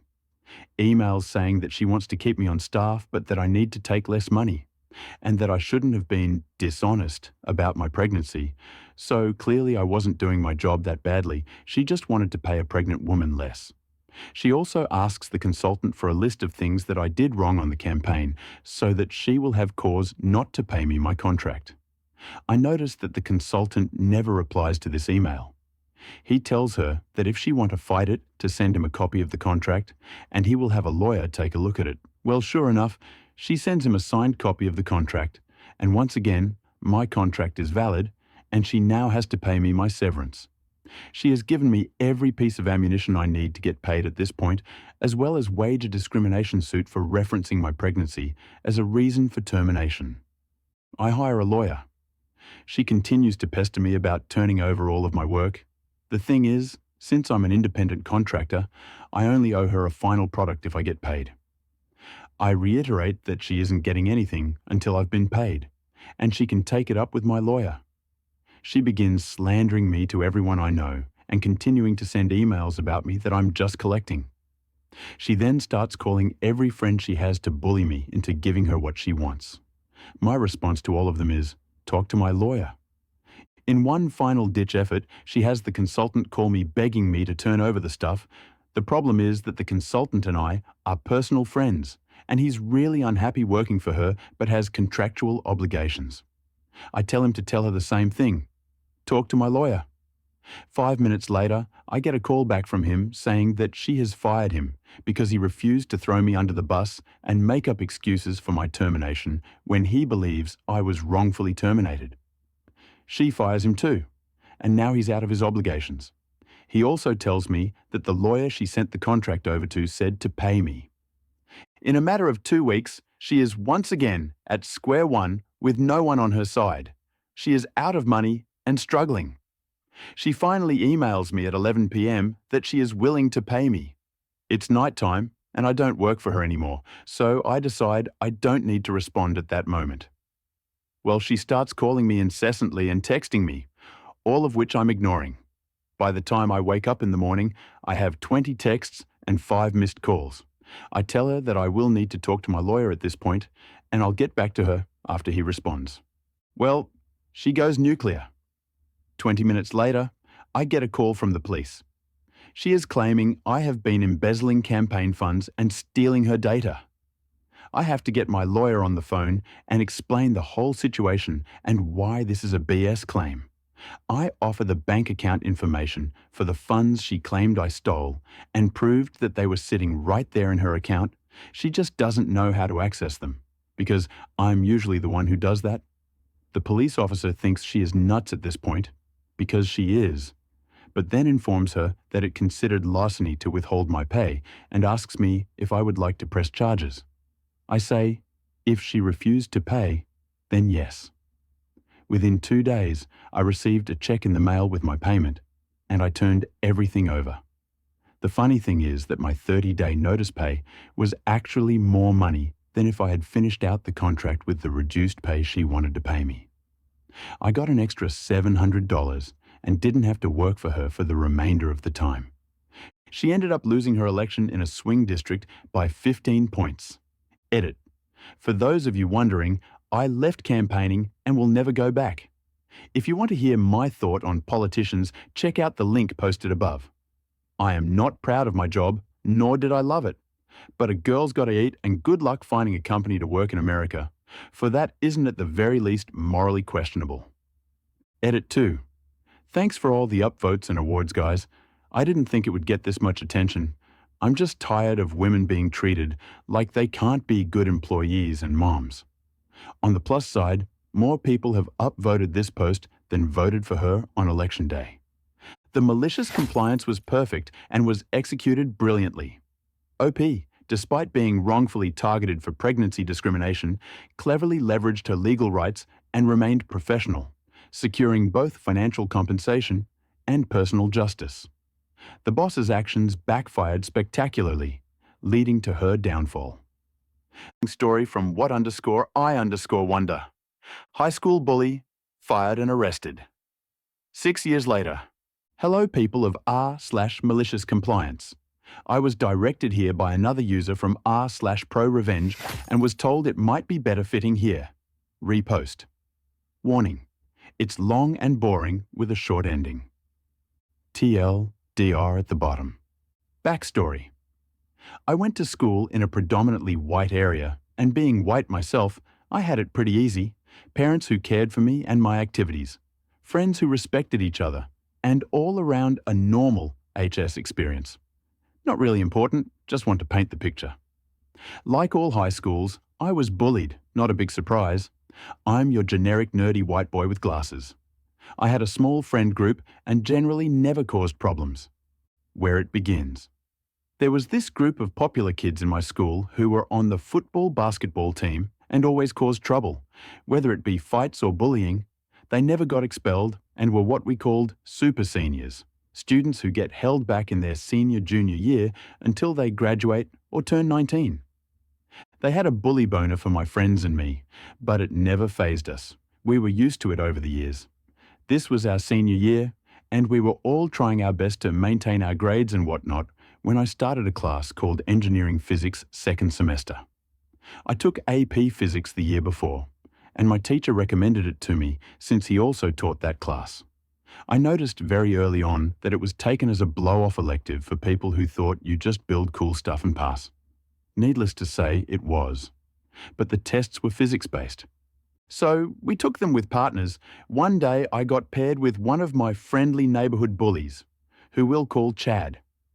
Now, I knew he slacked off in class and didn't really care because he just took the class to be with his friends, but they were smart. They never paired with each other and instead chose the smart kids to basically do the test for them. We got through it, me answering every question, and we turned it in. After the tests, we were allowed to work on our monthly projects, i.e. Rube Goldberg, mousetrap car, wooden bridge, etc. At the time, we were working on a mousetrap car and was nearly done, a week ahead of the due date when I finally got started testing different wheels and pull arm lengths. Things were going smoothly when Chad came over and asked for helpful advice, basically just wanting to copy my design and use it for him. Me. Yeah, I get it. Just use 2 computer CDs and a long copper rod for the pull arm and it'll get a B at least. Chad. Yeah, I don't really know how to put it together. Could you just do it for me? I was not surprised, but instead of doing as he asked, I thought about showing him how to do it himself. He basically just scoffed at the idea of doing actual work. Chad. Just do it or I'll f your sister, you little cum stain. So I did it, knowing that he would retaliate and probably hurt me or my sister. I was pissed, scared, but it was whatever until a week later. The trials were started and then they ended. I got an A, but Chad got a C. He was furious. Part of me thinks that the teacher knew what had happened and altered his grade due to Chad doing this before, but it came with brutal retaliation. He jumped me later and gave me a black eye, 2 lacerations on my face that thankfully didn't require stitches and a torn earlobe. Ouch. I didn't dare report him to the police or a school advisor because I knew it could be worse later.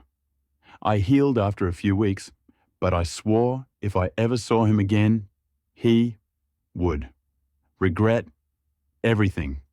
Now, you know I wouldn't be posting here if we never met again. Little did I know it would be 6 years later. The encounter. Time went on, years went by.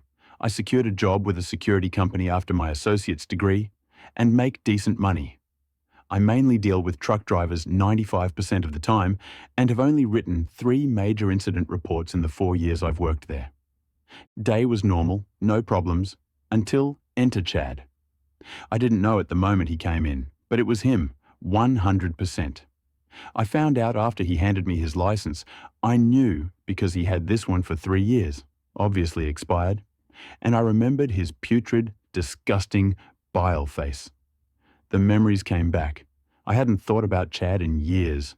TBH, I forgot he even existed, until that day. He came in, didn't recognize me, and I took care of him like anyone else.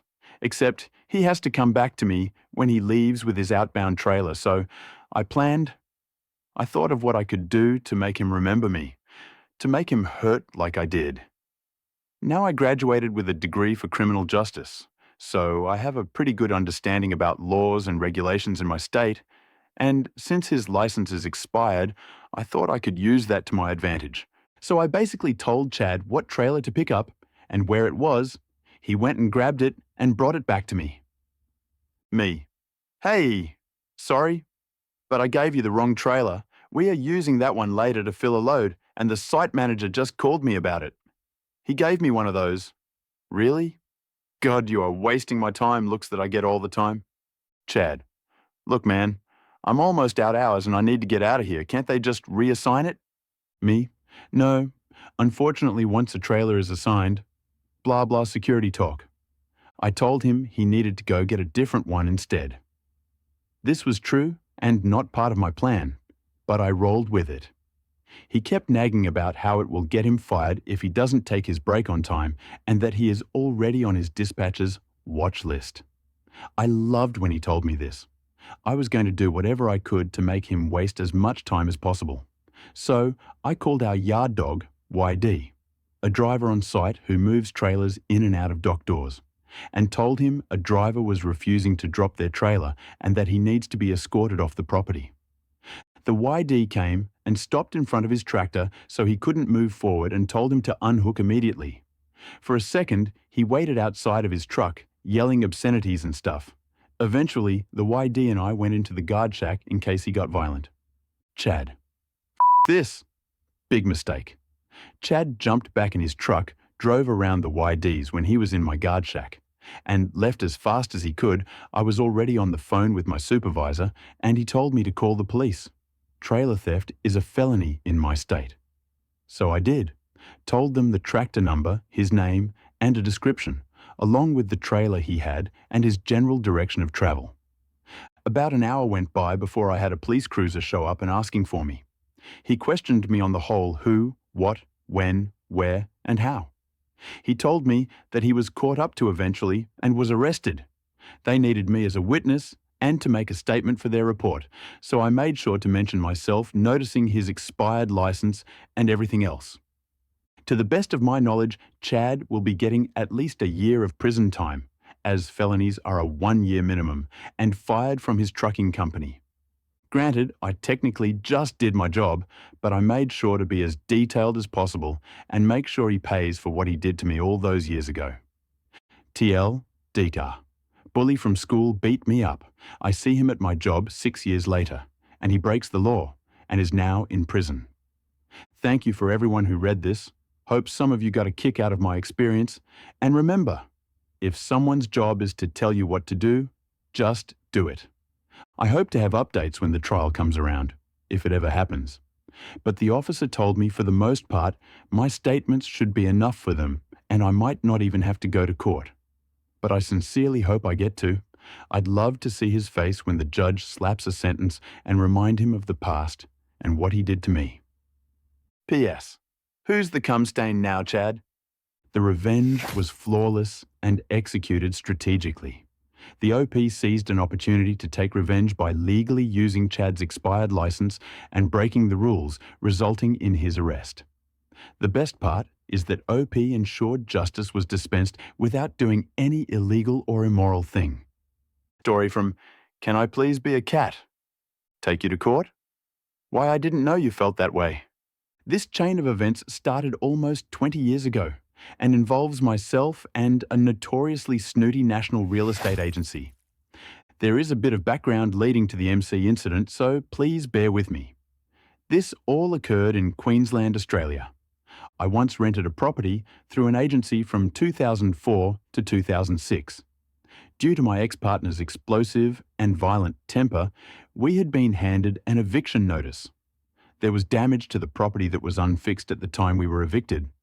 Damage that was in the form of fist and hammer-sized holes in walls, etc. We obviously did not receive any of the bond deposit back, as the repair costs more than absorbed the amount. There was also an added sum of about $1,700 extra to cover the rest of the costs incurred repairing the damage. This amount was forwarded to a debt collections agency.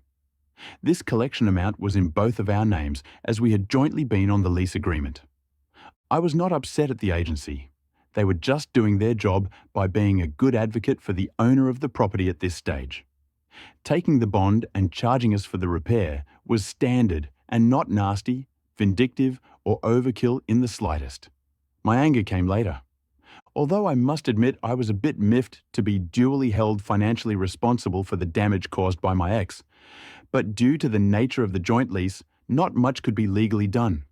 I was just grateful we had parted ways not long after. A few years post-eviction, I wanted to get my life more organised in many areas and tie up any loose ends that would impede me moving forward. A clean slate, so to speak. So the debt issue came first. After many phone calls and some paperwork exchange, plus an escalation or two, the debt collection agency finally agreed to split the $1,700 damages bill between the ex and myself. Now I could pay off half and not be held accountable for his portion any longer. This had to be done without his consent, as he refused. I'm unsure as to why, possibly hoping I would pay the whole lot to rebuild my credit rating, or most likely just to be annoying. Once I had paid off my portion of the collector's debt, I thought I was done with the whole business and the black mark against my name. Not so, unfortunately. It turned out that the state I lived in had a blacklist that real estate agencies and lessors could add tenants' names to. It's called the TICA list. All they needed was proof that the tenant had behaved in a bad enough manner regarding renting of a property to warrant being listed. Due to the fact we had been evicted, the damage, and also owed arrears to a debt agency for repairs, we unfortunately qualified. Being on this list made it almost impossible to rent, especially via a real estate agency. After speaking extensively with the RTA, which is a government agency, I found I was definitely eligible to have my name removed from the list, so I started taking action for this to happen. I was able to demonstrate good faith by having paid for half of the damages. It also went in my favour that my partner was abusive, and there was legal evidence of this fact. However, I was told the only way to have my name removed was by the real estate agency. So I approached them and asked for them to do so. They were very helpful initially. If I was able to show them proof that the debt was settled, they were happy to remove my name. At least 7 years had elapsed by this point, so it was considered punishment enough. At the time, after 5 years, your name is usually removed from the TICA list. However, this company apparently kept tabs on who they had added to the list, and when the person's 5 years expired, they just added them again. Dirty tactics indeed. Obviously, I had been re-added. So I provided relevant documents to the agency and was assured my name would be removed as soon as they located my file. This apparently had been stored away in archives, as much time had passed since I rented with them. I was told this would take a week maximum. All good. So I called a week later and was told to wait another week, still in a kind, helpful and cordial tone. I called again after that time and was told to wait, you guessed it, another week, and this time I detected a tone of frost in the reply. So I called back more than a week later just to show patience, and now was spoken to in a very haughty manner. I was informed that my request was bothersome, being so because what I asked was not important and finding my file was a waste of their staff time. They would call me when they got around to it. I expressed how important it was personally, and then heard the magic words, almost verbatim. If you want us to do this so badly, we will only be forced to help you if ordered. Perhaps you should take us to court if you can't be patient. Goodbye. String me along. Okay, game on. I had a feeling this was all done to avoid removing my name as they had found my file. Also that they were stalling and wanted me to stay blacklisted. But I wasn't backing down without a fight, and so I took their advice. I filed against them to have the matter seen in a small claims court. It cost me $35, which would be reimbursed by the agency if I won. I didn't have anything to lose, and I wanted them to know that not all people will hold indefinitely or continue to be unjustly punished for longer than fair. It was listed to appear in about 4 days from filing. As soon as they received the court date paperwork, I was suddenly bombarded with phone calls. How dare I take the agency to court when they were working their hardest to find my file and help me? Doing my best to sound apologetic for taking their advice, I thanked them for the suggestion, as it seemed there would now be a time frame at least for the matter to be dealt with. On the day of court, I had 3 sheets of paper as my sole evidence. A statement showing that repair bill had been paid and there was no finance outstanding. A statement from the RTA that I was eligible to have my name taken off the TICA list. And lastly, a document stating it was at the behest of the real estate agency to remove my name and that they had no good reason not to. Not one, but 2 agents for the company showed up to court. When it came before the judge, both parties had to give evidence if relevant. I handed in my 3 pages. Seeing them pass the judge, a thick folder of paperwork, including photos of the property damage, was rather amusing considering they supposedly couldn't find my file when last requested. The judge asked them for a statement. They went on for a few minutes about why I didn't deserve to be removed, and justified their stance with the photos and prior rental history with them. All I had to reply was that I had paid for my share of the damage, that the damage was due to my abusive ex, and that I had made restitution as much as I could regard the matter, with no money owing. The judge then asked why I'd brought it to court. I explained that the company was dragging their feet removing my name when it was a simple matter, and it wasn't necessarily fair to do so. That I had called them repeatedly and waited while they found my so-hard-to-locate paperwork that had somehow miraculously appeared when convenient. That being on the TICA list was harmful to my future chances at renting, and also that my name had been resubmitted after dropping off the list. The judge queried them why they had added my name again. They stated it was company policy. The judge expressed agreement with my stance. I had been punished enough, had made financial restitution, and now that my file had been located, I was not to be blacklisted anymore. Case decided in my favour. Win! The real estate agency was given 48 hours to submit proof to the court, and a copy to myself, that I was now off the list. Also, they had to pay for the $35 I spent taking them to court.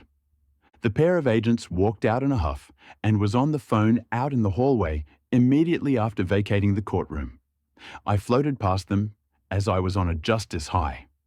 As I got to the lifts, I thanked them for coming and their sound advice in recommending court. Also, that I was grateful for the bottle of wine they would be buying me with the $35 I was to be paid back. The look on their faces was priceless. The revenge was perfect. And this is what the agency deserved.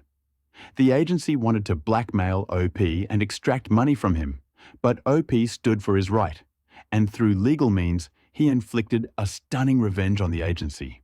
The revenge was really satisfying. Story from Federal Ant 9. Bought the wrong software and don't want to admit you made a mistake? Cool, pay 5 times as much and lose your job. Edit. I don't know if it's better to put this at the beginning or the end, but thanks for the gold. Reading these delicious stories reminded me of my own MC story that happened over 20 years ago. Conversations from memory may have minor details altered, but the story's the same. TLDR at the end.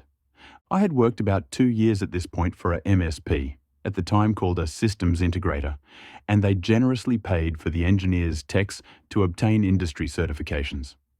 I started out as an on-call contractor setting up desktops, and they hired me on full-time after about 3 months. By the time the MC occurred, I had worked my way up to junior-level engineer, obtained my MCSE, CNA, and was working towards my CNE and Cisco certs. At the time, Novell and Microsoft were neck and neck in server operating system dominance, hence getting both certs. With book study and field experience, I wasn't an expert, but I held my own. One day, I get called into the boss's office to meet with him, the owner, and the salesperson.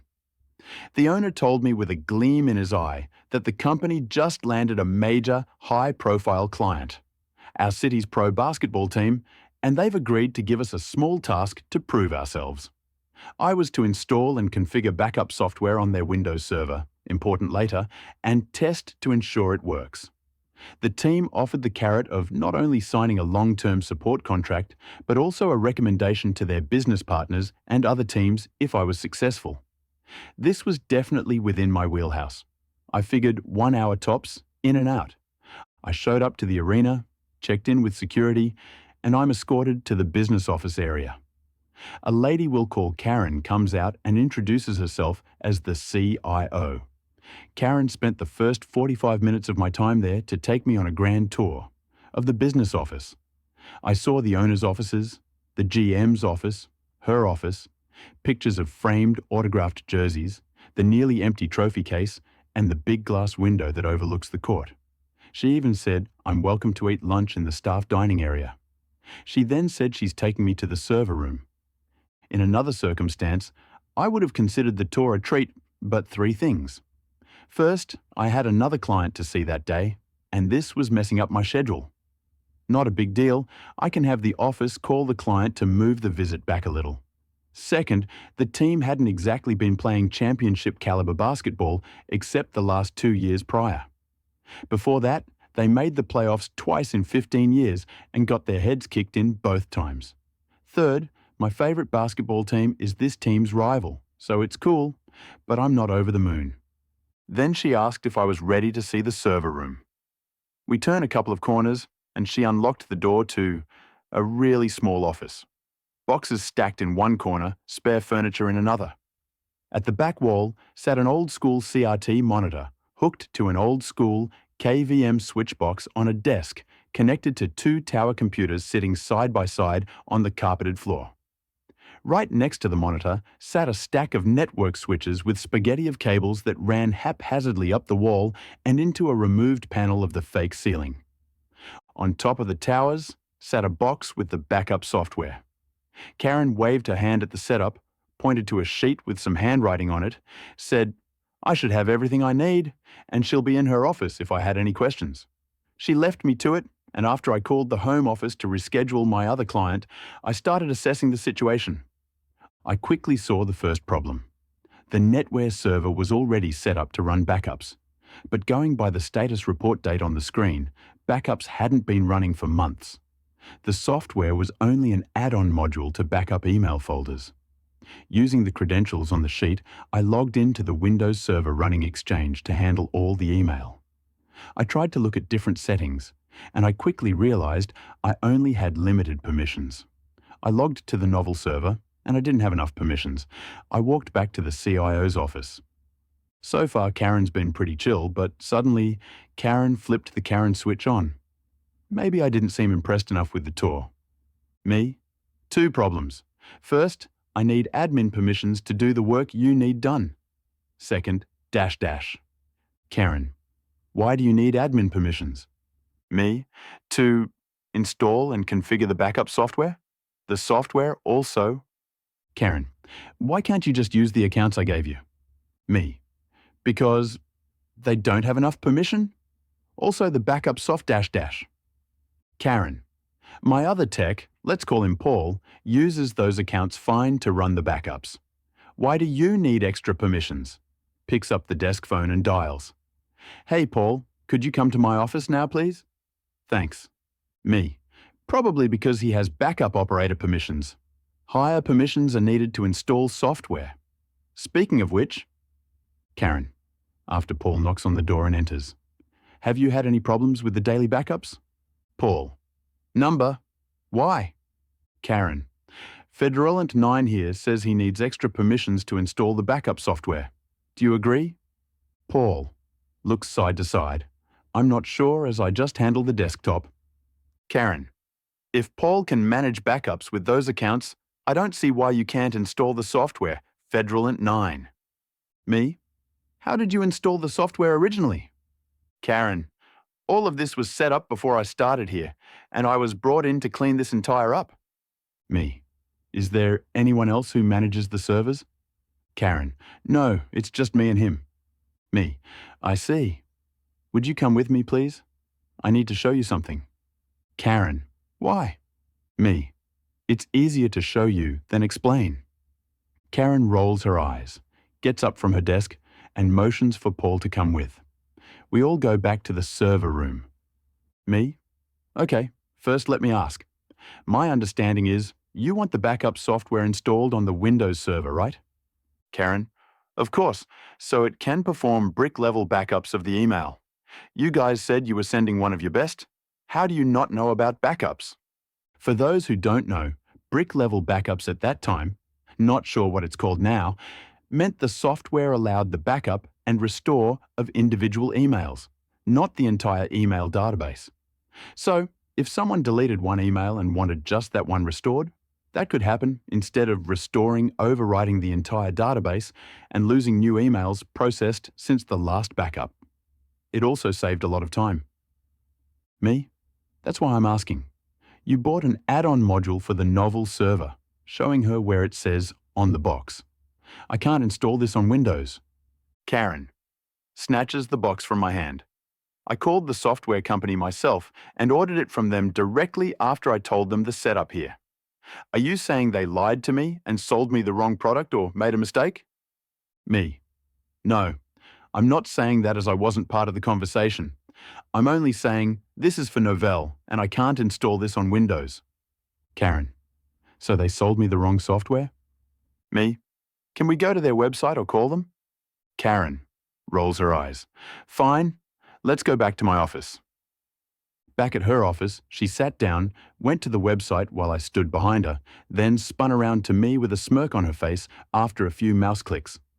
See, this is what I bought. It says right here, it will back up Microsoft Exchange servers. Me? Well, this doesn't say brick-level backups, and it says for novel servers. Can you click where it says Microsoft? Karen sighs and clicks. This is pointless. I bought what I bought because it's half the cost. When I called, they said this would also back up my Exchange server. Why would it back up a Windows server but not install on a Windows server? That makes no sense. Me, pointing to the screen. It says right there the Windows version performs brick-level backups. The NetWare version will back up the emails, but the entire database. And it will restore the entire database as one file. But it can't do brick-level backups or restores. A server can back up anything as long as it can see it on a network and it has permissions to it. Karen, here's the bottom line. They told me this would work. I'm paying you to make this work, so make it work. Or tell me you can't make it work and I'll find someone who can. Enter the malicious compliance. Me. It'll work, but not like how you think. And if you want to, air quotes, make it work, it will only install on Novel. Can I show you? Karen sighs and hands me the software box. Me. I still need an admin login. After several more minutes of debate over the admin login, she reluctantly logged me into the Windows server. I put the CD into the Windows server and nothing happened. I brought up the CD in Explorer to show her folders and files, but no executable and no way really to install. She unlocked the Novel console. I inserted the CD, mounted it, and the install auto ran. I didn't look back, but I could feel her eyes burning holes into the back of my head. In about 30 minutes, I installed the software, configured it to back up the Exchange server boxes as well as the rest of the data on both servers, and performed a successful test backup all while she hovered over me with her arms crossed. I noticed that backups hadn't been running, and after checking the logs to find the problem, I configured the scheduled service to log in with the backup operator account credentials. Tested again successfully. Me? By the way, your backups haven't been running for about 3 months. I fixed that for you. The scheduled service didn't have a login account configured, so I plugged in the backup operator username/password. Karen. What do you mean? You saw the status screen when we walked in and it said a successful backup? And you said you needed admin rights? Me. Yes, that was the last successful backup, which was months ago. Switching to the log file on screen. Here's the date and time of the last successful backup. Configuring a backup job and installing software are 2 different tasks that need 2 different sets of permissions. Karen stomped to the door, opened it, and yelled for Paul. When he arrived, she lit into him so loudly someone from the cubicles came into the room to see what the problem was. I still feel bad about that because it wasn't Paul's fault. After 3 hours, I left and immediately called my boss from the car, explaining exactly what happened. Sure enough, Karen had already called. My boss reassigned my other client and asked me to come back. When I got back to the office, the owner, my boss, and I went to the conference room, and we set up a conference call with Karen and the backup software support team. They looked up Karen's account and politely explained that according to the notes, they told Karen to buy the Windows version for brick-level backups of Exchange email accounts. But Karen balked at the price, so they offered her the novel version with the caveat that it would perform entire Exchange database backups and user folders only. I wasn't completely right, but right enough. Karen now insisted that they only sold her what they sold her because she threatened to buy their competitor's software. After she demanded a supervisor, the supervisor got on the call and said she needed to buy the correct software. They would make an exception to their no refunds on opened software policy and give her a partial credit. Otherwise, she could go ahead and buy the competitor's software and she would get no refund at all. Karen huffed and puffed and tried playing the "Do you know who I work for" card, but they wouldn't budge. She had no other choice. After the software company hung up, Karen asked the owner when he could send me out to finish the job. He muted the phone and asked me if I wanted to go back out there, and I said no. He asked me if I would go if he sent a senior there with me, and I agreed. He then unmuted and told Karen that to make sure there are no issues, he was sending me with a senior engineer, and he made a deal with her. If the senior corrected my work, there would be no charge for service. However, if I was correct, then she would pay for my time today, plus the time for both me and the senior on the second visit. Also, she would need to make sure that we had full administrative access and not hover while we worked. Agree to all conditions, or we don't come back. Karen agreed and added in that she would definitely not work with us again, then hung up abruptly. We went back after Karen got the correct software. I installed it without a hitch, even though she had enabled remote desktop on the server to watch me. I also wrote up a job aid for Paul with screenshots to manage backup jobs. The senior saw I knew what I was doing, so to pass the time he made a list of recommendations for her. Server racks, anti-static mats, UPS, racks for the switches, cable management, adequate ventilation and temperature controls, physically securing the room, disaster recovery plan, etc. He emailed them to Karen and CC'd me, my boss, and the owner. The invoice we sent her charged her for 3 hours for my first visit, plus the hour at my rate and another hour for the senior at the higher rate. A few months later, my boss told me they got a call back from the team's new CIO. He said after the team restructured the business unit, he took Karen's place and hired additional staff. Paul discovered the recommendation list among a bunch of emails Karen had deleted with a brick-level restore of her emails that I set up. The new CIO wanted to know how soon the company could send someone to complete the recommendation list and consult his staff on additional recommendations. Since the new CIO was hiring his own staff, he wouldn't need us for a long-term support contract, but he would definitely call us when he needed any work done they couldn't handle. TLDR: CIO Karen buys the wrong software and won't admit it, pays 5 times the service hours needed to do the work, tried to delete the recommendation list my coworker emails to her, and the new CIO restores the email of recommendations from the software I configured after she's fired. The malicious compliance was perfect and it was executed flawlessly. The CIO was at mistake and she didn't want to accept it, which made her lose her reputation when the boss had to get involved. Such egoistic people deserve this humiliation.